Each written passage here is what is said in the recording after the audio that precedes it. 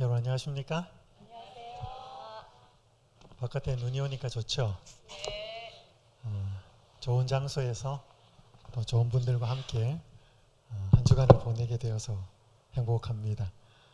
저는 이번 한 주간 인생 사용 설명서라는 제목으로 우리가 어떻게 살 수 있는지 하나님에 대해서 말씀을 좀 나눠보고자 합니다.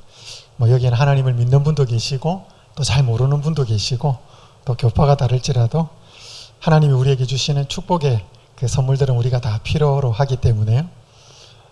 저는 2006년에서 2008년 3년을 사우스 아프리카에서 살았습니다. 흔히 남아공이라고 이야기를 합니다. 케이프타운에서 제가 살았는데 선교사들을 모집하는 일을 했습니다. 그때 하루 이렇게 차를 운전을 해 나가다가 집에서 신호등을 받고 기다리고 있는데 옆에 차가 서더니 유리를 내리고 저보고 뭐라 이야기를 해요. 들어보니까 너 차 타이어에 펑크가 났다. 빨리 조치를 해라. 그래요. 그래서 차를 갓길에 세우고 보니까 왼쪽 타이어가 앞 타이어가 펑크가 났습니다. 집에서 나간 지 얼마 되지 않았기 때문에 다시 집으로 이제 들어왔습니다. 이전에 한번 차 타이어 이 펑크난 타이어를 교체해 본 적이 있었기 때문에 이 차는 아니고 다른 차를 그래서 제가 도구들을 꺼내어서 막 이제 스페어 타이어로 교체를 했습니다. 이제 이걸 수리를 하려고 펑크를 떼우러 가야 되니까. 그러고 나서 후진을 하고 나가려고 하는데 차가 안 움직였습니다. 꼼짝을 안 해요. 뒤로 기어를 놓고 악셀레이터를 밟는데도 뒤로 나가질 않아요. 이상하다. 별짓을 다 해도 안 돼요. 또 뺐다가 다시 끼웠다가 도저히 안 돼요. 길 건너에 있는 앞집에 있는 사람을 불렀습니다. 좀 도와줄 수 있느냐. 왔어요. 그 사람도 모르겠대. 멀리 있는 친구한테 전화를 해가지고 불렀습니다. 그 친구도 모르겠대. 이상하다. 왜 이랬지?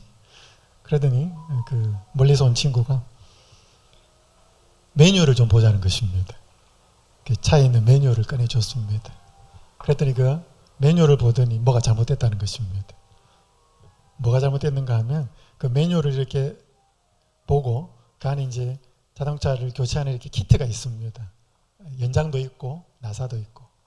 그런데 이렇게 열어보니까 나사가 짧은 게 있어요. 근데 저는 스페어 타이어를 끼우고 원래 자동차에 있는 나사 긴 거를 박았어요. 그러니까 스페어 타이어는 일반 타이어보다 얇거든요. 굳이 두꺼울 필요가 없으니까. 그러니까 나사가 짧아요. 근데 저는 스페어 타이어 끼우고 원래 있는 타이어를 끼워가지고 그게 안에 부딪히고 이렇게 해놓으니까 그걸 막아가지고 자동차가 뒤로 안 나가고 있었습니다. 하도 계속 풀었다 쪼았다 여러 번 했더니 나사산이 다 망가졌어요. 그래서 나중에 결국 견인해가지고 그거 다 수리했습니다. 타이어 펑크 나면 한 돈 많은 만 하면 때우는데 그래가지고 한 20만 원인가 30만 원 들었습니다. 나사산을 다시 만든다고. 제가 그때 자동차 타이어 이전에 한 타이어를 교체해 봤기 때문에 이것도 그렇겠지라고 했는데 거기에는 일반 스페어 타이어를 끼울 때 거기에 맞는 나사를 사용하라고 그 나사도 들어있었습니다. 저는 안 본 거죠. 그 대가는 막 몇 시간 동안 땀을 흘리고 두 사람이나 부르고 결국 돈을 들이면서 그렇게 마무리가 되었습니다. 여러분 자동차 굉장히 복잡한 기계거든요. 저는 전공이 기계공학입니다. 그래서 자동차는 약 한 2만 개 이상의 부품이 들어갑니다. 비행기는 더 하고요. 그런데 이 복잡한 자동차도 사용설명서가 있습니까? 있죠. 그 사용설명서대로 사용하지 않아서 제가 시간도 많이 들이고 에너지도 많이 들고 돈도 많이 들었습니다. 여러분 자동차가 복잡할까요? 사람 몸이 복잡할까요? 사람 몸이 훨씬 복잡합니다. 그럼 이 사람 몸도 먹고 마시고 생각하고 사는 그런 매뉴얼이 있을까요? 여러분 자동차 매뉴얼은 누가 만들어요? 사람이 만듭니다. 근데 정확하게 말하면 자동차를 만든 사람이 만듭니다. 맞아요? 이 자동차는 이렇게 쓰십시오. 여러분 세탁기나 냉장고나 가전제품 매뉴얼을 누가 만들어요? 그 만든 기술자들이 만듭니다. 이 제품은 이렇게 만들어졌으니 이렇게 사용하십시오. 제가 한번 그 서비스센터 직원을 불러서 이야기를 좀 들어본 경우에 대한민국 사람들이 매뉴얼을 잘 안 본, 사용 설명서를 안 본다는 겁니다. 출동해보면 설명서만 잘 읽어보면 우리를 부르지 않아도 되게 약 80% 이상을 사용 설명서를 안 보기 때문에 서비스 센터 직원을 부른답니다. 잘 안 봐요. 여러분, 그럼 만약에 사람의 사용 설명서를 만들어야 되면 누가 만들어야 될까요? 만든 분이 만들어야 됩니다. 뭐 배운 사람이나 철학자나 그런 사람이 만들 수 있는 게 아니지요. 근데 많은 사람들이 그걸 강구하고 삽니다. 제가 일전에 세바시 세상을 바꾸는 시간 이거 15분 제가 이거 구독을 하기 때문에 여기 날아옵니다. 한 번은 제가 이 남인혜 씨 서울대학교 기초교육원 교수라고 그러더라고요. 남인혜 씨는 아버지가 굉장히 유명한 분이에요. 나태주 시인이 딸입니다. 강의를 하는데 이렇게 이야기를 해요. 삶을 사는데 저한테 어떤 게 가장 절실했냐면 인생에 지도가 있으면 좋겠다라는 게 제일 절실했어요. 어떤 전공을 해야 내가 잘 먹고 잘 살까? 어떤 직장을 잡아야 할까? 혹은 나는 어떤 사람으로 살고 싶은가? 이런 생각을 하는데 어떤 절대적인 인생의 지도가 있어서 그 인생의 지도가 민혜야 이쪽으로 가. 이게 좋은 길이야 라고 알려준다면 정말 좋을 것 같았어요. 이런 게 없더라는 거지. 근데 이분이 이제 발견한 것은 책이었습니다. 책을 보면서 하나를 보면 마치 이렇게 책 하나를 놓으면 그 책 주변이 좀 밝아져서 내가 어두운데 발을 하나 디디고 가고 또 다른 책을 하나 읽으면 거기에 놓으면 그 좀 주변이 잘 밝아져서 또 하나 디디고 가고 그래서 내 인생을 조금씩 밝아져서 밝게 만들어서 디디고 갈 수 있는 이정표가 되는 건 자기는 책에서 발견했다. 이 강의 내용의 전체는 책을 어떻게 왜 읽어야 되는지 이야기한 강의였습니다. 그런데 인생에 지도가 있으면 좋겠다. 이 말이 참 제가 가슴에 와닿았습니다. 그래서 하나님께서 우리를 창조하신 다음에 뭐 그 창조를 믿는 분도 계시고 믿지 않는 분도 계실 수 있겠지만 하나님 우리에게 인생 매뉴얼을 주셨어요. 그게 성경입니다. 여기 이런 말씀이 있습니다. 주께서 너희에게 환난의 떡과 고생의 물을 주시나 내 스승은 다시 숨기지 아니하시리니 내 눈이 내 스승을 볼 것이며 너희가 오른쪽으로 치우치든지 왼쪽으로 치우치든지 내 뒤에서 말소리가 내 귀에 들려 이르기를. 빨간 거 한번 읽어볼까요? 시작. 이것이 바른 길이니 너희는 이리로 가라 할 것이며. 아까 그 남인혜 씨가 야 민혜야 너 이리로 가라 이렇게 살아봐라 그런 걸 듣고 싶었는데 그걸 가르쳐주는 사람들이 없더라는 거죠. 근데 성경은 이것이 바른 길이니 이리로 가라.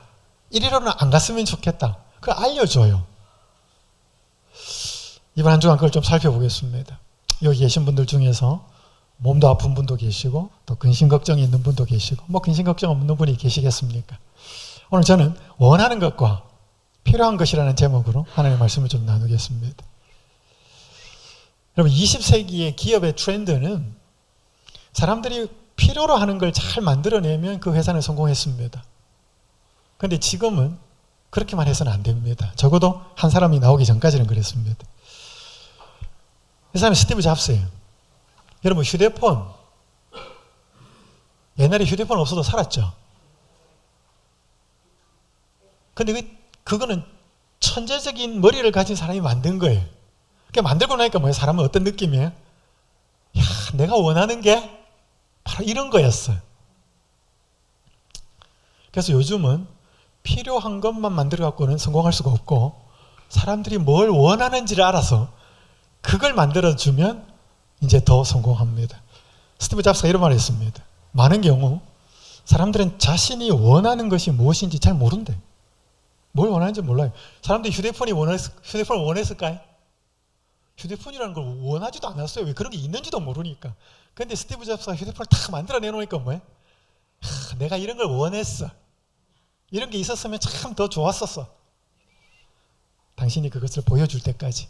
그래서 세상은 사람들이 원하는 것을 천재적인 그런 머리를 가진 사람들이 만들어 놓을 때 사람들은 그걸 누리면서 내가 이런 것이 필요로 원했어 라고 생각합니다. 근데 정작 필요한 건 또 잘 몰라요. 사람이 원하는 거하고 필요한 것에 상관관계가 있습니다. 첫 번째, 원하면서 필요한 게 있어요. 굉장히 중요한 겁니다. 이건 반드시 갖추어야 되는 것입니다. 두 번째, 원하지 않는데 필요한 게 있어요. 특별히 몸 안에 영양소 같은 거 어때요? 여러분 애들이 뭐 브로콜리, 시금치 이런 거 잘 먹어요? 애들이 시금치 안 먹어서 만드는 미국의 만화 영화가 뽀빠이잖아요. 시금치 먹이려고. 막 시금치 먹으면 힘난다 그러니까 너도 먹으면 힘난다.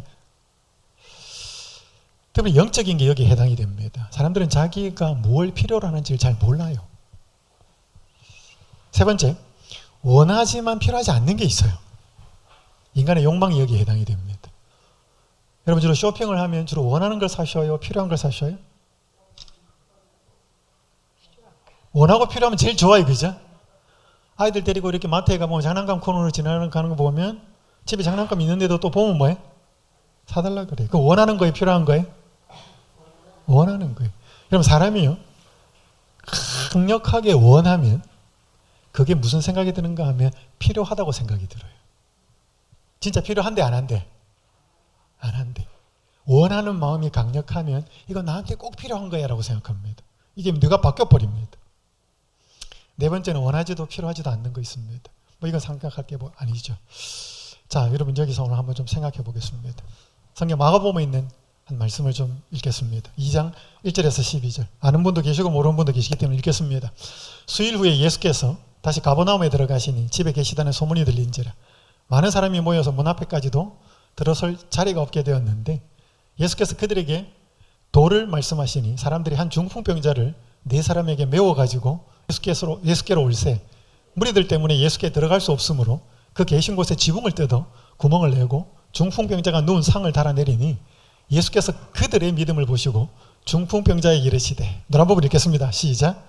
작은 자야 내 죄 사함을 받았느니라 하시니 어떤 서기관들이 거기 앉아서 마음에 생각하기를 이 사람이 어찌 이렇게 말하는가 신성모독이로다. 오직 하나님 한 분 외에는 누가 능히 죄를 사하겠느냐. 그들이 속으로 이렇게 생각하는 줄을 예수께서 곧 중심에 아시고 이르시되 어찌하여 이것을 마음에 생각하느냐. 중풍병자에게 내 죄 사함을 받았느니라 하는 말과 일어나 내 상을 가지고 걸어가라 하는 말 중에서 어느 것이 쉽겠느냐. 그러나 인자가 땅에서 죄를 사하는 권세가 있는 줄을 너희로 알게 하려 하노라 하시고 중풍병자에게 말씀하시되 내가 내게 이르노니 일어나 내 상을 가지고 집으로 가라 하시니 그가 일어나 그 상을 가지고 모든 사람 앞에서 나가거늘 그들이 다 놀라 하나님께 영광을 돌리며 이르되 우리가 이런 일을 도무지 보지 못하였다 하더라. 예수님이 한 집에 있었습니다. 가버나움에. 그때 사람들이 많이 몰려있고 한 중풍병자가 예수님께 가고 싶었습니다. 본인 혼자서는 갈 수 없고 다행히 주변에 좋은 친구들이 있어서 그 4명의 친구가 이제 들것에 자기를 태워서 집으로 갔습니다. 사람이 너무 많아서 들어갈 수가 없었습니다. 그때 지붕을 뚫고 내려옵니다. 여러분 팔레스타인의 가옥 구조는 지금하고는 달라요. 이런 지붕 뚫을 수 있습니까? 뚫을 수도 없어요. 그럼 뚫었으면 수리비 굉장히 많이 나옵니다. 근데 팔레스타인은 주로 이렇게 떼라 그러죠. 이렇게 잔디 같은 거 이런 거 이렇게 얼기설기 해서 위에서 사람이 쉬기도 하고 곡식이나 그런 것들을 말리기도 하는. 그래서 이렇게 약간 해체가 조금 쉬웠습니다. 물론 수리도 좀 쉬웠고요. 예수님 말씀을 전하고 있는데 한 중풍병자가 들것에 실려서 이제 밑으로 내려옵니다. 자, 한 가지 질문을 좀 드릴게요. 여러분 중풍병자가 무엇을 원했을 것 같아요? 오늘 저는 원하는 거하고 필요한 거 살펴볼 겁니다. 중풍병자가 이 사람 아프잖아요 지금. 예수님 만나러 가고 싶다. 그래서 당연히 이 사람이 뭘 원했을 것 같아요? 몸에서 병이 고쳐지는 거, 병 낫는 거 원했을 것 같죠? 당연하겠죠, 그죠? 근데 예수님이 이 사람에 보고 뭐라 그래요?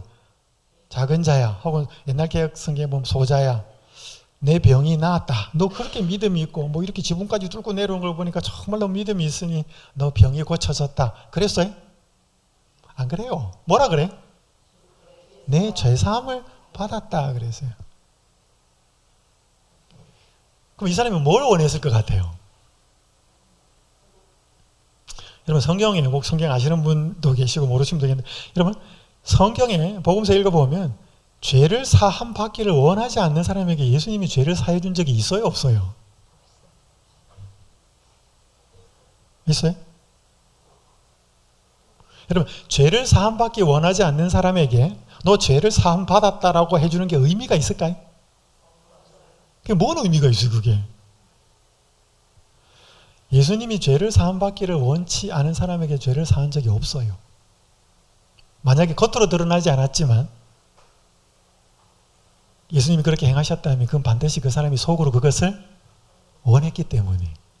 왜냐하면 예수님은 속의 마음을 아시니까. 여기 이런 말 해설하는 부분이 있습니다. 그가 바란 것은 육체적 회복이라기보다는 죄짐에서 해방되는 것이었다. 누가? 중풍병자가. 그가 만일 예수님을 보고 용서와 하늘의 평강의 보증을 받을 수 있다면 그는 하나님의 뜻을 따라 살든지 죽든지 만족할 수 있었다. 우리가 생각하는 건 다르죠. 몸이 아프니까 당연히 뭐 했을 거다? 병에서 나을 거라 생각했는데 그 사람은 뭘 더 원했다는 거죠? 살든지 죽든지 내 마음의 평안을 원했다는 거예요. 근데 이것도 이 사람이 먹은 마음이 아니었습니다. 중풍병자가 아직 집에 있을 동안에 구주께서는 그의 양심의 죄를 깨닫도록 하셨다. 이거 누가 한 거예요? 내 마음에 평안이 있었으면 좋겠다. 용서를 받고 하늘의 평강의 보증을 받았으면 좋겠다. 이건 여러분 자기가 생각 못하는 마음이에요. 이건 누가 줘야 돼? 하나님이 깨닫게 하신 마음이에요. 야, 나 병 나았으면 좋겠다. 이것보다 더 간절한 생각이 내 마음에 평안이 있었으면 좋겠다. 이거였어요. 그래서 여기 주석이 이렇게 이야기합니다. 영혼을 치유하지 않은 신체의 치료는 젊은이가 질병을 얻은 과정을 반복하게 할 뿐이다. 그러므로 그 사람에게 새로운 몸을 준 그리스도는, 왜냐하면 새로운 몸도 주니까 뒤에 새로운 마음을 먼저 주어야만 하였대. 여러분, 새 마음이 안 생겼는데 새 몸을 먼저 주면 어떻게 돼? 이제 나았어. 그럼 어떻게 돼? 옛날에 병 나는 똑같은 삶을 또 반복해서 사는 거죠. 여러분, 병에 걸렸다가 암에 걸렸든지 어떤 병에 걸렸던 사람이 주변에서 어떤 치료나 이런 걸 통해서 나은 사람 보셨어요? 저도 봤어요. 근데 그 사람이 재발하는 경우도 보셨어요? 왜요? 살아온 삶을 패턴을, 요즘은 성인병이라는 말 쓰지 않습니다. 요즘엔 생활 습관병이라 그럽니다. 그러니까 우리의 병이 하나님이 우리를 쳐서 병을 걸리게 하시지는 않습니다. 우리가 살아온 삶의 과정이 병 걸릴 수 있는 삶을 살아온 과정들이 많아요. 근데 그게 고쳐지지 않고 그 태도가 바뀌지 않고 내 몸이 회복되었으면 옛날의 삶으로 다시 돌아가는 거죠. 그래서 하나님은 오늘 병 걸린 사람에게 병 걸리든 안 걸리든 예수님이 주고자 하는 가장 큰 축복은 새 마음이라는 거죠. 그게 돼야 내 몸이 회복되는 것도 이어서 축복으로 필요하다는 거죠. 근데 예수님이 작은 자야, 네 병 죄사함을 받았다 그러니까 이 옆에 있던 사람들, 종교 지도자들이 이렇게 생각합니다. 겉으로 말하지 않아요? 속으로 생각합니다. 자기가 뭔데? 자기가 뭔데 죄를 사했다고 말하는가? 이 말을 뱉었어요, 안 뱉었어요? 안 뱉었어요. 여기 보니까 뭐예요? 속으로 생각합니다. 마음에 생각하기를. 예수님이 아셨어요? 아셨죠. 그분이 하나님이니까. 그때 이렇게 말합니다. 중풍병자한테 너의 죄를 사함받았다는 말하고 일어나서 너의 상을 가지고 걸어가라 하는 말 중에 어느 게 쉽겠느냐 이렇게 물어요. 그 사람들의 생각을 알고.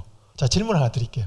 여러분, 중풍병자에게 그 당시 누워있던 들것에 실려 내는 사람에게 내 병에 죄사함을 받았다는 말하고 너 나와가지고 걸어가라, 상 이거 들고 들것에 실려가지 말고 이제 네 상 들것 가지고 가라, 이 말 중에 어느 게 더 쉽겠고 어느 게 더 어렵겠어요?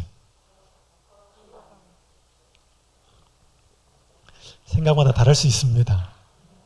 중풍병자에게 내 죄사함을 받았다는 말을 하고 나니까 이 서기관들과 바리새인들이 뭐라 그래? 이거 누구 영역인데? 하나님 영역인데 자기가 어떻게 죄를 사했다고 말하는가? 여러분, 죄를 사하는 거는 누구 영역이냐면 하나님 영역이에요. 근데 병 고치는 거는요, 물론 하나님 고칠 수 있습니다. 근데 누구도 고칠 수 있어요? 굉장히 용하고 능력 있는 의사도 고칠 수 있습니다. 하나는 하나님 영역이고 하나는 사람 영역이. 근데 그 병 고치는 것도 쉽지 않아요. 근데 보셔요. 둘 다 어려운데 죄를 사는 게 더 어려워. 이거 하나님 영역이니까. 근데 죄를 사했다. 누구에게 말하면 뭔 일이 일어나요? 안 일어나요? 겉으로. 보여요? 너 죄사함 받았다. 그럼 마른 하늘이 막 날벼락이 떨어지거나 못생긴 사람이 갑자기 잘생겨지거나 그런 일이 일어나요? 안 일어나요. 아무 변화가 없는 것처럼 보여요. 근데 네 상을 들고 가라 그러면 어떻게 돼야 돼? 나아야 돼. 그거는 가시적으로 결과가 드러나야 돼요. 어려운 거는 뭐가 더 어려운데? 죄를 사하는 게 더 어려운데, 이게 하나님 영역이니까. 눈에 보이는 거는 어느 게 더 어려운 것 같아? 병 고치는 게 더 어려운 것처럼 보여요. 자, 그때 예수님이 뭐 하셨나 이 말이에요. 인자가, 예수님 자기를 가리킵니다. 땅에서 죄를 사하는 권세가 있는 줄을 너희로 뭐해? 알게 하려 하노라. 이걸 알아요, 몰라요? 사람들이 이걸 몰라요. 모르니까 예수님이 뭐라 하느냐면, 그리고 중풍병자에게 말씀하시되 내가 너에게 이르노니 일어나 내 상을 가지고 집으로 가라 그래. 이 말은 무슨 말인가? 이 사람의 몸을 고쳤다 이 말이에요. 그럼 이 사람의 몸을 왜 고쳤다고요? 몸을 고치는 게 목적이었어요? 아니었어요? 아니에요. 이 사람이 몸을 고친 건 뭐를 알게 해주기 위해서. 인자가, 자기가 하나님인데 땅에서 죄를 사하는 권세가 있는 줄을 너희로 뭐하게 하기 위해서? 알게 하기 위해서. 왜? 모르니까. 제 말 이해됩니까?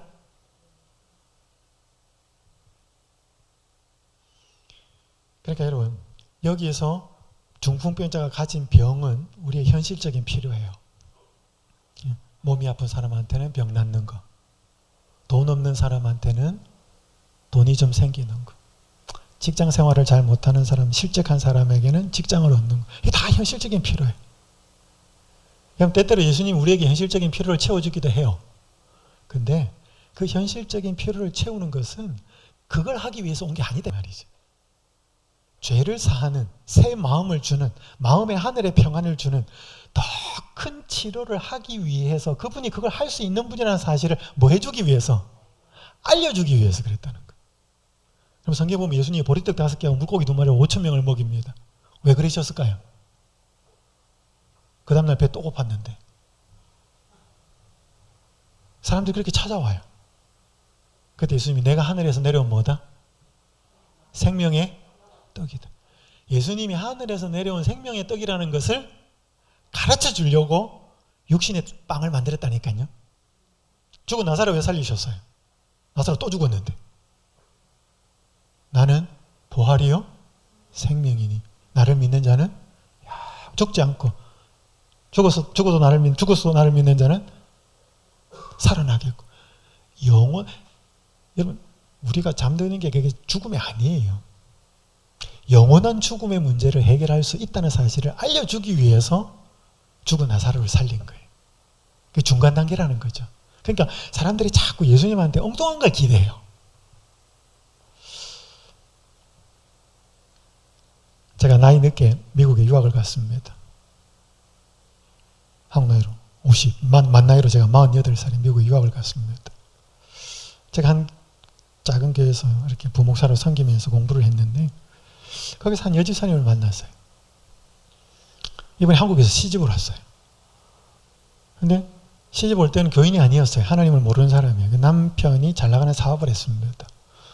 그래서 지금 저기 서부에 불난데 있잖아요. 굉장히 잘 사는 동네. 근데 살았어요. 그러니까 이 여성이 아들을 둘 낳았어요. 남자 둘을. 그래서 행복하게 살았어요. 그러니까 이 여성의 마음속에 이 아들 잘 키워서 성공을 시켜야 되겠다. 그래서 소망이 생겼습니다. 그 소망이 뭐냐면 아들을 하버드 대학에 보내는 거였습니다. 근데 아팠어요. 몸이. 암에 걸렸습니다. 그러니까 뭐 이제 그런 건 다 뒷전이 됐죠. 그러다가 이제 이걸 어떻게 수습을 하고 치료를 하는 과정 속에서 미국에서 누구를 만나는가 하면 이상호 박사를 만나요. 여러분 한번 들어보셨을 거예요. 그죠? 근데 이분이 정말로 절제를 하고 더 중요한 자기 인생에 단 한 번도 들어와 있지 않았던 하나님을 깨닫게 됩니다. 하나님을 만나요. 제대로 만나요. 그리고 몸이 나아요. 지금도 건강하게 살아요. 근데 지금은 굉장히 영적으로 변해 있습니다. 제가 이번에 직접 이야기를 들었어요. 아들 둘이었는데, 아들이 중학교 때. 아들이 학교에서 왕따를 당하는 것을 알게 되었습니다. 그 백인 마을이에요. 잘 사는 동네. 그러니까 동양 애가 그렇게 있으니까 이제 백인 애들이 싫어한 거예요.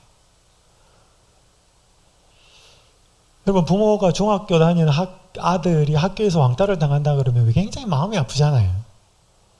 그럼 여러분 같으면 어떻게 이걸 해결을 하실 수 있겠어요? 엄마 이 중학생 아들을 불러요. 이렇게 말합니다. 너가 예수님과 똑같은 경험을 하게 되었구나. 예수님 이 땅에서 왕따 당하셨어요. 지도자들한테 왕따 당하고 기독교청에 왕따 당하고. 그러면서 이 엄마가 아들에게 너도 예수님처럼 오른뺨을 맞으면 왼뺨도 돌려대라고 하신 그 예수님의 말씀에 순종해 보면 좋겠다. 이렇게 말해요. 누구한테? 중학생 아들한테. 학교에서 왕따 당하는 아들한테. 그러니까 그 아들이 알아들었는지 못 알아들었는지 엄마는 그 말을 해요.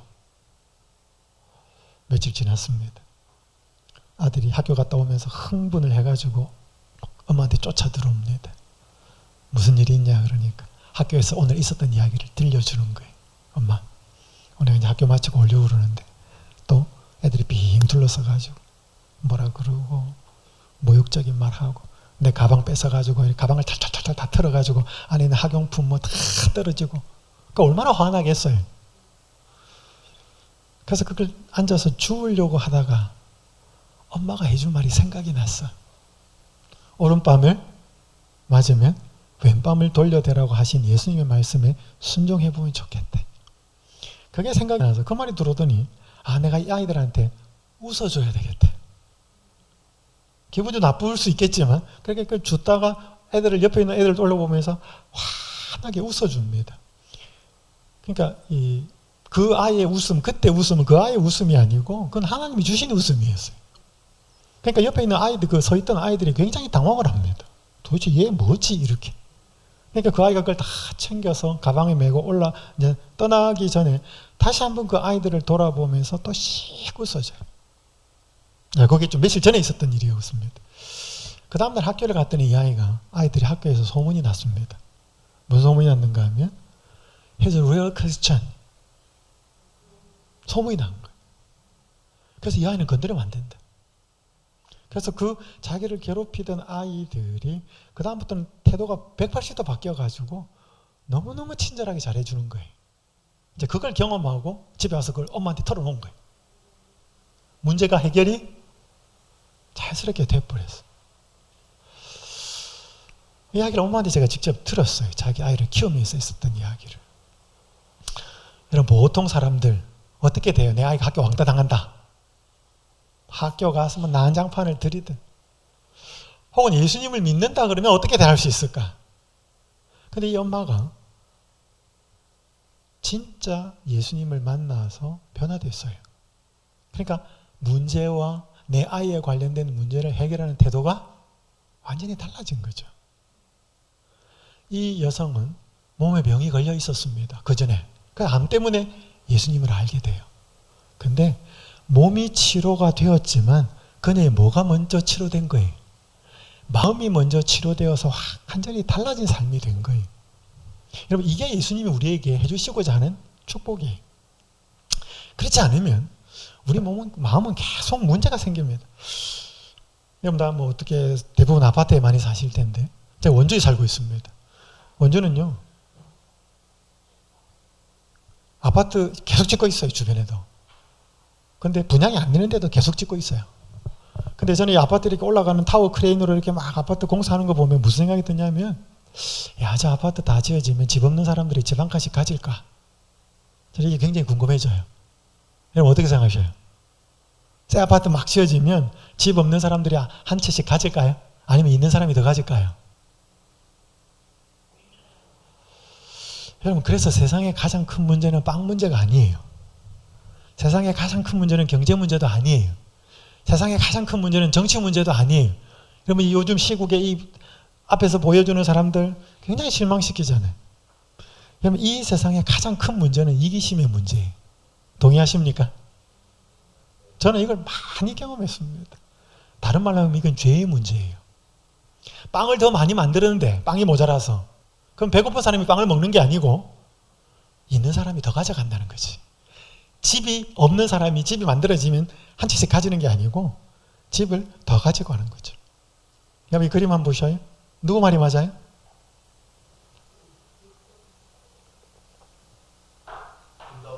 둘 다 맞아요. 그죠? 둘 다 맞아요. 근데 왜 싸울까요? 여러분 제가 한 번은 한 부부한테 전화를 받았어요. 처음엔 아내가 먼저 전화를 해서 부부 싸움하고 와가지고 그 아내 이야기 들어보니까 다 맞아. 전화 끊었어요. 좀 이따 남편이 전화했어요.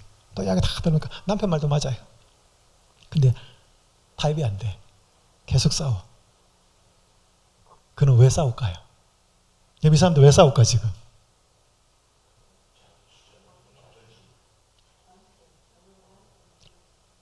내가 보면 6이야 이 사람은. 저 사람이 보면 뭐예요? 맞아요. 근데 상대방의 관점으로 한 번만 볼 수 있다면 싸울까? 안 싸워요. 근데 이기심은 그 자존심은 그걸 허락하지 않아요. 맞아요? 부모하고 자식하고 싸우면 누가 이겨? 자식이 이기죠. 왜 자식이 이겨? 지 생각만 하거든. 부모는 상대방 생각까지 하면서 싸웁니다. 내가 계속 이 반대를 하거나 이 주장을 하면 내 자식이 얼마나 마음 아플까? 그걸 생각하면서 말합니다. 그러니까 상대방을 생각하면서 싸우는 사람은 내 주장을 끝까지 고집을 못해요. 그래서 제가 뭐 부부싸움 했다, 누구랑 싸웠어, 이겼다 이렇게 하면 저는 이렇게 생각합니다. 네 생각만 했구나. 자기 생각을 많이 하는 사람일수록 타협이 안 됩니다. 여러분 죄는, 이기심은 상대방 입장에서 그걸 보지 못하게 만들어요. 그게 죄입니다. 그래서 우리가 죄인이에요. 예수님을 믿으면서도 죄인이고. 그래서 이기심은 타락의 본질이다 그랬습니다. 그래서 여러분 오늘 우리가 몸이 건강하든 아프든 돈이 많든 적든 높은 지위에 있든 아니든 모든 사람이 다 문제를 갖고 있는데 그 근본 문제는 이기심 때문에 생깁니다. 예수님을 믿으면서도 그렇게 생깁니다. 이 문제가 해결되지 않으면 우리 가장 큰 문제, 그러니까 우리는 지금 몸이 아픈 사람이 가장 큰 문제가 필요로 한 게 몸에서 병이 낫는 거라고 생각할 수 있는데 그건 원하는 거예요. 근데 진짜 우리한테 필요한 거는 뭐냐? 몸이 아프든 안 아프든 돈이 많든 적든 지위가 높든 낮든 우리에게 가장 필요한 것은 새 마음이라는 거예요. 그게 없으면 돈이 많아도 몸이 건강해도 여러분 오늘 우리가 원하는 걸 얻으면 행복할까요? 어떻게 생각하셔요? 행복해 보일 것 같잖아요. 여러분 성경에 원하는 거 얻은 사람 중에 롯이라는 사람이 있습니다. 아브라함 조카죠. 목자들이 가축을 키우다가 목초지가 부족해서 이제 서로 헤어져야 했습니다. 그때 나이도 많고 촌수도 많고 지위도 높은 아브라함이 양보를 합니다. 그때 롯이 쫙 보니까 가장 비옥한 것이 뭐냐면 요단들이었습니다. 여러분 팔레스타인 가보신 분 계시지만 팔레스타인은 그렇게 물이 많지 않아요. 근데 여러분 롯이 그렇게 얻고 났는데 결과가 어떻게 됐어요? 좋았어요? 안 좋았어요? 부인은 소금기둥 되고 자기 딸들과의 사이에서 자식도 태어나고 굉장히 초라했습니다. 자 이거 보셔요. 여러분 돈 많고 시간 많으면 축복일까요? 현대인들이 다 원하는 게 두 가지야. 돈 많고 시간 많은 거. 여러분들 원하셔요? 원하죠? 오라벨. 여러분 이게 소돔을 보셔요. 내 아우 소돔의 죄악은 이러하니 그와 그의 딸들에게 교만함과 음식물의 풍족함과 태평함이 있으며 또 그가 가난하고 궁핍한 자를 도와주지 아니하며. 여러분 음식물이 풍족했다는 말이 뭐예요? 먹을 게 넉넉했다는 거예요. 쉽게 말해서 돈이 많았다는 거예요. 태평했다는 말이 뭐예요? 시간이 많았다는 거예요. 여러분 하나님 돈 많고 시간 많으면 뭐 할까요? 자원봉사할까요? 우리 저 뒤에 있는 두 분처럼? 그런 분도 계신데 여러분 대부분 돈 많고 시간 많으면 사람들이 인생을 즐기기 원합니다. 쾌락으로 가지요. 그래서 여러분 소돔에 보면 소돔이 하나님의 천사를 통해서 소돔을 심판하려고 천사가 남자의 모습으로 가장을 하고 왔을 때 그 소돔 사람들이 그들을 끄집어내라 그럽니다. 우리가 그들을 상관하리라. 영어 성경에 보면 have sex with them. 그들과 성관계를 맺겠다는 것입니다. 여러분 그게 소돔의 모습이었어요. 그래서 여러분 영어 사전에 소도마이트라는 단어를 찾으면 소돔 사람이라는 뜻도 있지만 남색자라는 뜻이 있습니다. 남색자가 게이예요. 소도마이트라는 단어 자체가 그렇게 돼버린 거예요. 소돔이 그렇게 타락했다는 것이. 그게 멸망된 이유라는 거죠. 근데 소돔이 타락한 이유가 뭐예요? 뭐하고 뭐가 많았다? 돈하고 시간이 많았다. 그러니까 여러분 그 돈 많고 시간 많은 것을 잘 활용할 수 있는 사람이 되지 않으면 돈 많고 시간 많은 건 저주예요. 돈 많고 시간 많기를 원하십니까? 로또 당첨된 사람이 행복할 것 같아요? 불행해질 것 같아요? 70% 이상이 불행해집니다. 약 80%까지. 로또 당첨되고 망하지 않은 사람들 조사해 보니까 봉사하고 그 돈을 나눠주고 기부하고 이런 사람들은 다 행복하더래. 로또 당첨되면 제일 먼저 바꾸는 게 차입니다. 두 번째 바꾸는 게 집이에요. 세 번째 바꾸는 게 뭔지 아셔요? 배우자를 바꿉니다. 여러분 지금 대한민국 군인들의 월급이 많이 올라갔어요. 2020년부터는 일과가 끝나고 나면 저녁에 스마트폰을 쓸 수 있습니다. 월급 많이 올랐어요. 무슨 문제가 생긴 줄 아셔요? 군대 안에? 군대 안에 사이버 도박이 굉장히 늘어났어요. 왜? 휴대폰 들고 있지요. 돈 많죠. 그러니까 뭐 하는 거지 지금? 그 나머지 시간에 휴대폰으로 도박을 하는 거예요. 여러분 사람들이 그걸 감당할 능력이 없는 사람한테 원한다고 해서 주면 그것이 그 사람들에게 축복이 아니고 그건 저주예요. 버나드 쇼가 이런 말을 합니다. 인생에는 두 가지 비극이 있는데 원하는 것을 얻지 못하는 것과 원하는 것을 얻는 것 그 두 가지다 그랬습니다. 그럼 생각해봐요. 원하는 걸 못 얻었을 때 나는 비극이다 이렇게 생각할 수 있는데 원하는 걸 얻었는데도 비극이 될 수 있을까요? 있어요. 여러분 하고 싶은 말 막 참을 때도 있지만 한마디 배우자나 자식이나 누구한테 한마디 탁 다 하고 속이 시원하지. 시간 지나고 나면 후회한 적 있어요? 없어요? 많아요. 여러분 내가 하고 싶은 대로 다 하는 게 축복이 아니에요. 문제는 내가 원하는 것이 이기심이 빠져서 하나님이 원하시는 대로 순결하게 되면 그건 원해도 괜찮아요. 근데 인간의 이기적인 욕망이 있는 상태에서 원하는 것이 있으면 채워지면 행복할 것처럼 보이지만 그렇지 못할 때가 많아요. 그래서 우리는 먼저 마음이 회복이 돼야 됩니다. 여기 이런 말이 있습니다. 주께서는 당신의 백성에게 도움을 주시되 빨간 거 읽겠습니다. 시작. 언제나 그들이 선택하는 대로가 아니라 그들에게 필요되는 것을 주시는데 여기 그들이 선택하는 것은 원하는 대로라는 거예요. 그들이 선택하는 원하는 대로가 아니라 그들에게 뭐를 주신다? 필요되는 걸 주신다. 하나님은 우리가 원하는 걸 주는 게 아니고 우리에게 필요한 걸 주는 거예요. 여러분 자식들 키우면서 원하는 거 다 해주셨어요? 해줄 필요도 없었고 해줄 수도 없었어요. 그러나 자식이 원하지 않아도 꼭 필요한 건 해주셨어요? 겨울이 됐는데 추운 따뜻한 옷이 없다. 그거는 빚을 내서라도 아이에게 필요하니까 구해주는 게 부모죠. 오늘 여기서 몸이 아프신 분들이 대부분 필요한 것은 몸의 회복인 것처럼 보입니다. 그러나 그것보다 더 중요한 것은 오늘 여러분과 저의 마음이 먼저 새 마음이 되는 것. 그게 더 중요합니다. 그렇지 않으면 내 몸이 회복되면 그것으로 인해서 더 내 몸이 더 정신이 마음이 망가지는 선택을 할 수도 있습니다. 그래서 여기 보면 이렇게 나와 있습니다. 이는 사람들이 모여서 근시안적이어서 무엇이 그들에게 최고로 유익한지를 분별할 수 없는 까닭이다. 여러분 롯이 봐봐요. 처음부터 소돔에 들어가지 않았으면 처음에는 요단을 보다가 점점 옮겨서 소돔까지 가는데 소돔에 들어가서 내 아내는 소금기둥이 되고 내 자식들은 그렇게 되고 전 재산 다 잃고 쫄딱 망해서 나올 것이라는 것을 다 볼 수 있었다 그러면 소돔 땅에 들어갔겠어요? 안 갔겠어요? 안 가지요. 모여서 들어간 거예요. 근시안이어서 멀리 못 보니까 들어간 거예요. 지금 보니까 좋아라 보였으니까. 우리가 그래서 자꾸 뭐를 볼 수 있어야 되는가 하면 내가 이걸 가졌을 때 이걸 원했을 때, 채워졌을 때 이걸 나를 어디까지 가게 만들까를 자꾸 봐야 돼. 근데 내 눈은 그걸 못 봐요. 그래서 오늘 우리가 하나님이 있어야 되는 이유가 하나님이 그걸 가르쳐 주거든. 너 이거 있으면 이렇게 된대.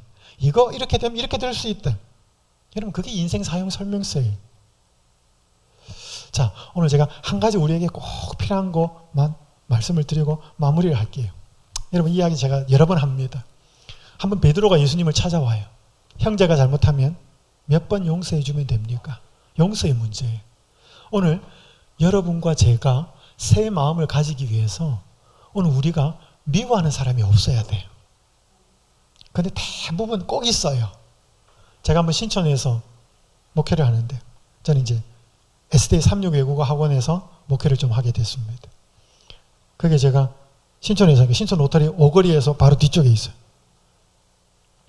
한 여학생하고 서강대학교 다니는 여학생하고 성경 공부를 했는데 아침에 일찍 와요. 너무 일찍 와.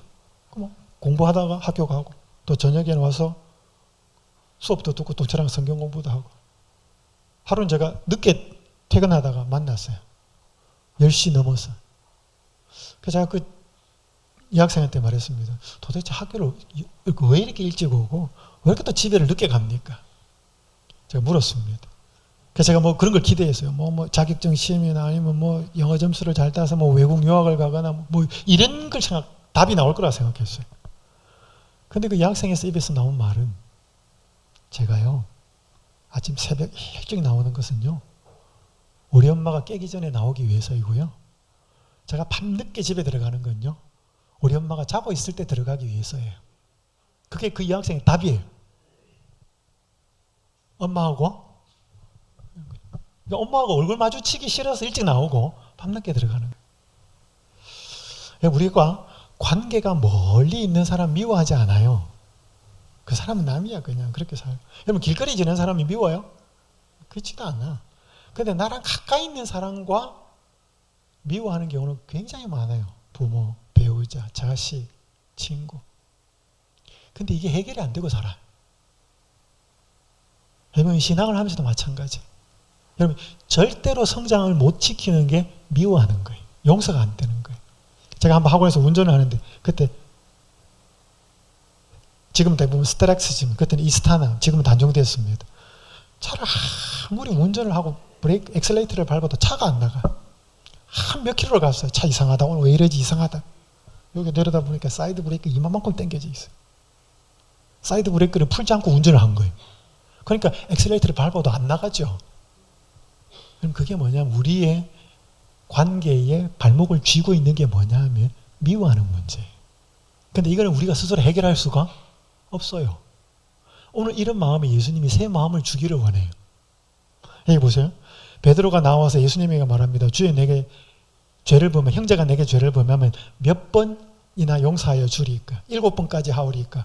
예수께서 이르시되 내게 이르노니 7번뿐 아니라 7번을 70번까지라도 할지니라. 그럼 몇 번이에요? 490번이에요. 제가 질문을 드릴게요. 다른 사람 잘못하면 몇 번까지 용서해 줄 수 있습니까? 대한민국 사람 3-4번? 절대 용서 못 하시는 분. 절대 용서 못 하시는 분 계십니다. 근데 예수님이 비유를 이야기해요. 무슨 비유를 하냐면 한 사람이 빚이 굉장히 많이 졌대. 1만 달란트. 1만 달란트가 얼마인지 제가 환산을 해드릴게요. 갚을 수가 없어요.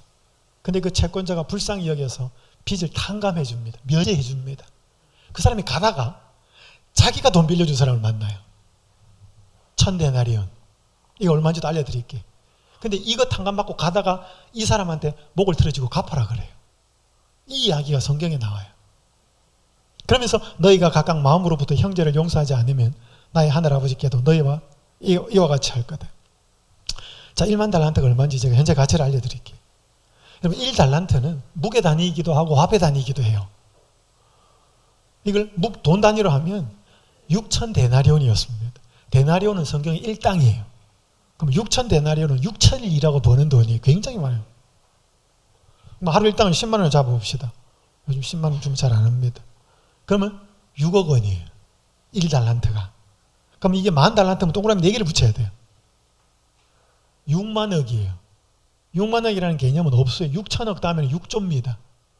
그러니까 1만 달란트는 단위가 조예요. 인간이 갚을 수 있어요, 없어요? 못 갚는 돈이에요. 뭐 주식에서 버는 돈은 있을 수 있어도. 그러면 100데나리온입니다. 아까 1000데나리온이고 죄송합니다. 100데나리온은 100일 일하고 버는 돈이. 그럼 1000만 원이. 그럼 1만 달란트 대 100데나리온을 비교하면 6조 대 1000만 원이. 6조 빚졌는데 탕감받았어. 가다가 1000만 원 빚진 사람 목 틀어지고 갚아라. 감이 잘 안 오잖아요. 동그라미 3개씩 한번 떼볼게요. 60억. 만원. 여러분이 빚을 막 져가서 고생하는데 60억을 빚을 졌어. 굉장히 큰 금액이. 근데 그 채권자가 나를 불쌍히 여겨가지고 탕감시켜줬어. 근데 내가 가다가 만원 빌려준 사람 만났어. 목을 틀어주고 갚아라 이놈아. 가능한 이야기예요? 불가능한 이야기예요? 예? 가능한 이야기일까요? 불가능한 이야기일까요? 우리 이 상황이라면. 그럼 왜 이 사람은 이렇게 갚으라 그랬을까요? 예? 욕심일까요? 여러분 빚져보셨어요? 여러분 저는 빚도 안 져봤어요. 근데 제가 목회를 하면서 빚진 사람 많이 만났어요. 여러분 빚을 지면요 굉장히 고통스러워요. 자유가 없고 채권자가 온갖 모욕을 다 해도 들어야 돼요. 그죠? 근데 그 사람이 빚을 안 갚아도 된다. 무슨 뜻이에요? 자유. 그죠? 그 성경에 여러분 빚진 사람을 뭐로 비유하는가 하면 죄인으로 비유해요. 왜? 빚지면 죄의 종이 되거든. 오라 그러면 와야 되고 가라 그러면 가야 되고 온갖 모욕을 다 들어야 돼요. 그래서 여러분 빚에서 탕감받는 것은 구원받는 거예요. 여러분 생각해봐. 내가 노력하지 않고 갚아줬으면 탕감시켜줬으면 자다가 일어나다 벌떡 일어나서 감사하고 고맙고 그거 어마어마한 돈을 탕감받고 그거하고는 비교할 수 없는 돈 빚진 사람이 있으면 가라 내가 지금 얼마나 여기 탕감받았는데 지금 그냥 가라 그러지 않겠어요? 그게 당연한 건데 어떻게 60억이나 탕감을 받고 만 원을 빚진 사람을 목을 틀어지라고 그러냐 이 말이에요. 이 이유가 뭘까요?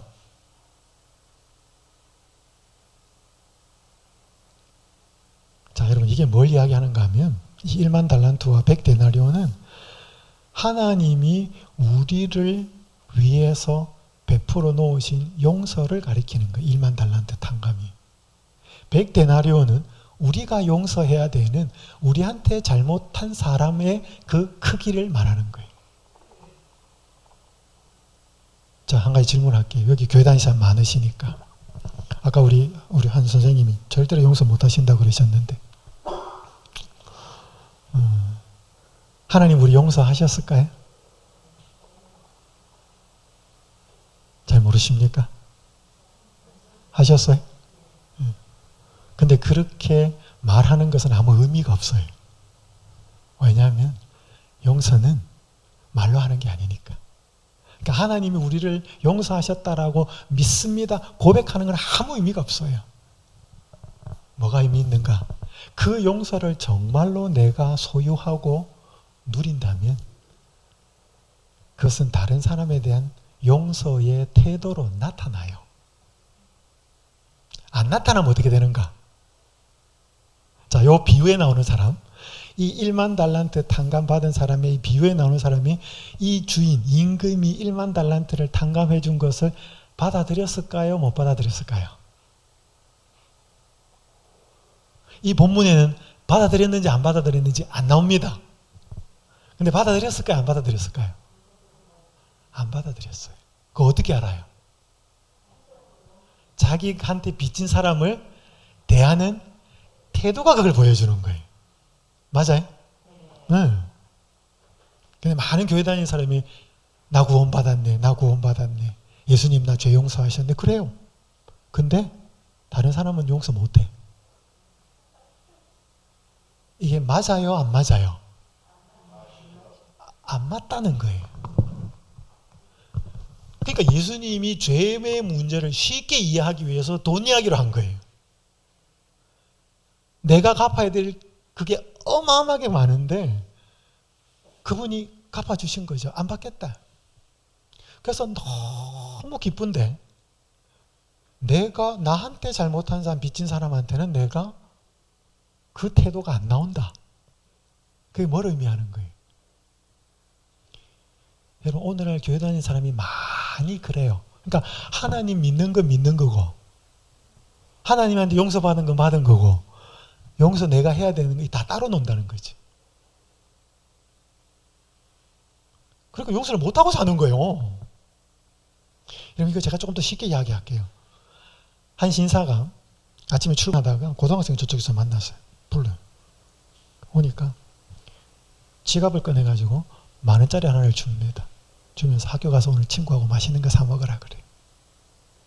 근데 이 학생이 처음 보는 사람이 그렇게 하니까 이상하잖아요. 괜찮다. 그 사람이 회사 마치고 집에 와서 블로그에다가 글을 씁니다. 내가 오늘 학교 가면서 모르는 학생에게 10,000원을 주었다. 그렇게 한 것은 내가 고등학생이었을 때 학교를 가는데 길거리에서 웬 신사가 자기를 부르더라는 거예요. 가니까 지갑에 꺼내가지고 10,000원짜리 하나를 주면서 학교 와서 맛있는 거 사 먹으라 그랬다는 거예요. 그때 그 경험이 잊혀지지가 않는 거예요. 그러니까 학교 가서 한턱 낸 거예요. 물론 그때만 하고 지금만 하고는 훨씬 차이가 더 나죠. 그때 더 컸으니까. 그래서 학교 가서 막 자랑을 한 거예요. 나 오늘 학교 가는데 오늘 신사 한 분이 나한테 이 10,000원 주고 이거다. 오늘 식당 가자. 매점에 가서 막 한턱 낸 거예요. 그게 몇십 년이 지나도 잊혀지지가 않는 거예요. 그래서 나는 오늘 그거 한번 나도 흉내 내봤다. 자, 한 가지 질문 드릴게요. 이 사람이 학교 다닐 때 그 모르는 신사로부터 10,000원을 받은 그것이 마음에 잔잔하게 감동으로 남아있는 상태에서 모르는 학생한테 지갑 열어서 10,000원짜리 하나 주는 거 쉬웠겠어요? 어려웠겠어요? 쉬웠겠어요? 어려웠겠어요? 어렵지 않았어요. 이게 감동으로 내 마음에 남아있으니까. 그 사람이 한 번만 했는지 여러 번 했는지는 잘 몰라요. 근데 내가 그런 경험이 없다면 지갑 열어서 주는 거 쉽지 않아요. 그러면 우리가 다른 사람을 용서하는 문제는 그 사람하고의 나하고의 문제인 것처럼 보이는데 그거는 그 이상이에요. 하나님하고 나 사이에 먼 관계가 있느냐 없느냐에 따라서 이 관계는 달라져요. 여러분, 어떤 사람이 용서를 잘하는가 하면 용서를 많이 받아본 사람이 잘해요. 왜? 그게 너무 감사하고 고맙거든. 그래서 여러분, 사랑은 누가 사랑을 잘하는가? 사랑을 받아본 사람이 잘해요. 고린도전서 13장에 사랑의 특징이 15가지 나옵니다. 바울이 쓸 때. 사랑의 제일 첫 번째 특징이 뭔지 아셔요? 사랑은 오래 참고. 여러분, 그게 이론이 아니에요. 바울이 천방지축으로 어린 교회를 핍박하고 다닐 때 예수님을 만나요. 다메섹 가는 길에서. 누구십니까? 나는 네가 박해하는 예수다. 그래서 나중에 디모데에게 보낸 편지에 보면 자기가 그렇게 설치고 다닐 때 하나님이 자기를 향하여 일절 오래 참으심을 보였다 그랬어요. 그리고 너도 너한테 잘못하는 사람에게 그걸 보이라 그랬고 그게 나와요. 그러니까 바울이 고린도전서 13장에 사랑은 오래 참고 이걸 쓴 게 이론이 아니고 내가 그렇게 잘못하고 교회를 향하여 핍박하고 있을 때 예수님이 자기를 향하여 그렇게 오래 참았다는 사실이 깨달아져요. 그래서 그다 쓴 거야. 사랑은 오래 참고.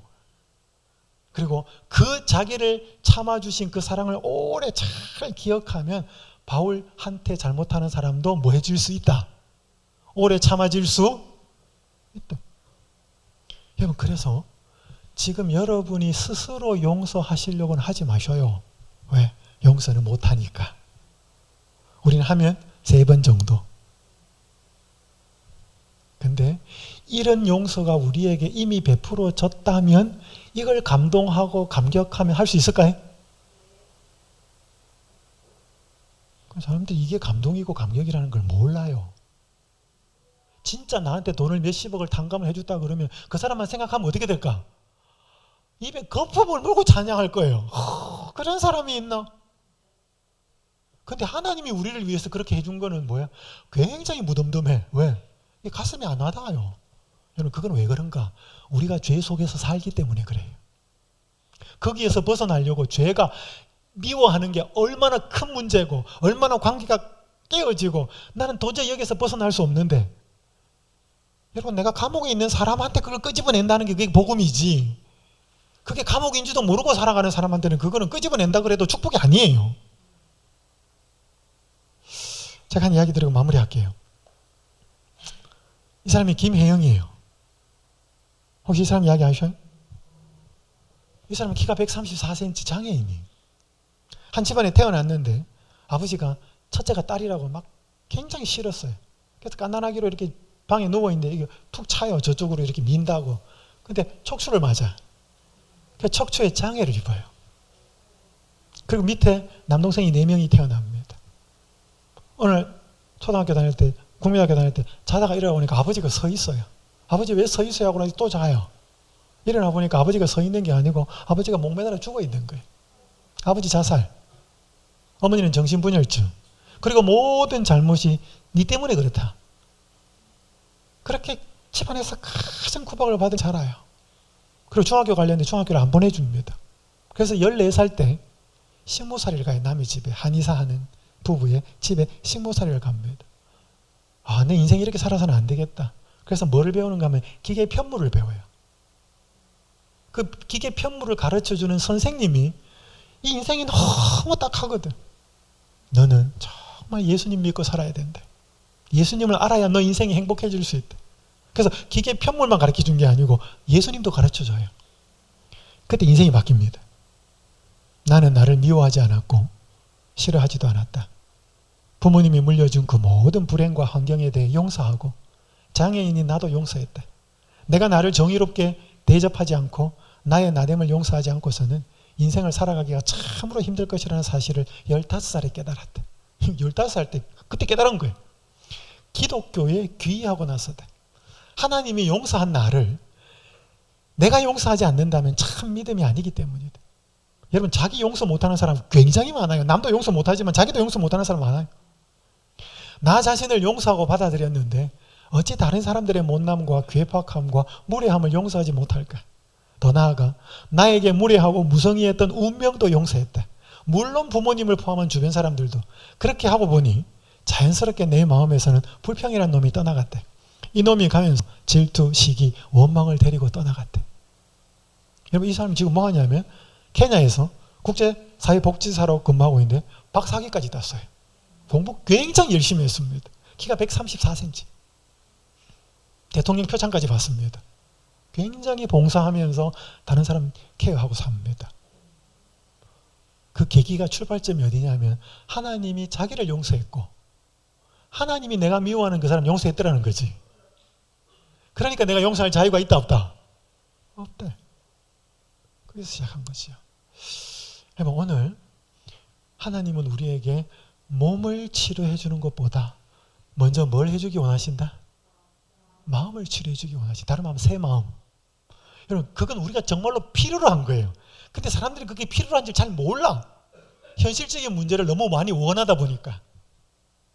그래서 여러분, 이번에 이 기간에 머무르시면서 잘 생각해 보면서 내 인생에 정말 필요한 게 뭘까?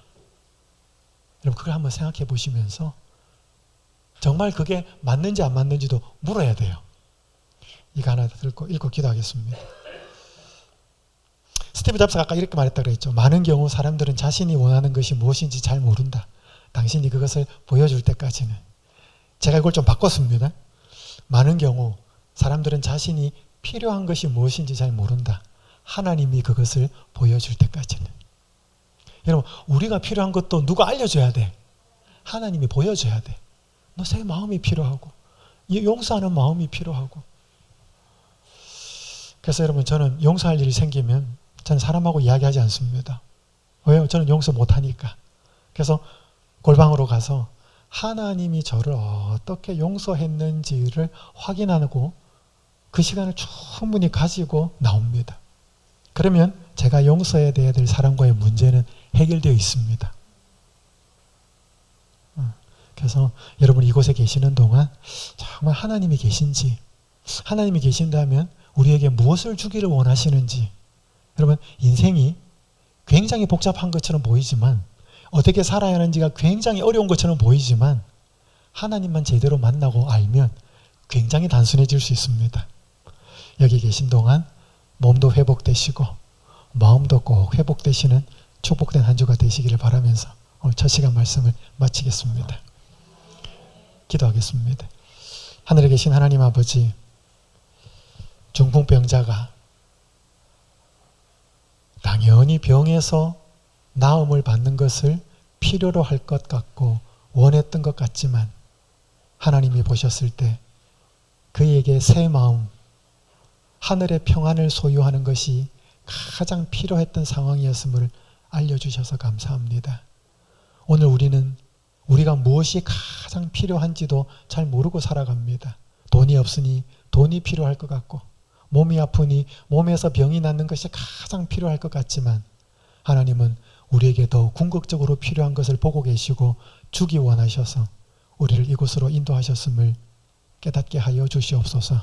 이곳에 계신 동안 좋은 공기, 좋은 음식을 통해서 몸이 꼭 회복되는 축복을 허락하여 주시옵소서. 그러나 그것보다 더 크고 분명하게 우리의 마음이 회복될 수 있도록 도와주시옵소서. 용서하지 못하는 문제가 해결되고 사랑하지 못하는 문제가 해결될 수 있도록 예수님께서 우리를 위해서 이루어 놓으신 것을 깊이 이해하고 깨달아서 사랑하고 용서하며 살아가는 새 마음을 허락하여 주시옵소서. 예수님의 이름으로 간절히 기도하옵나이다. 아멘.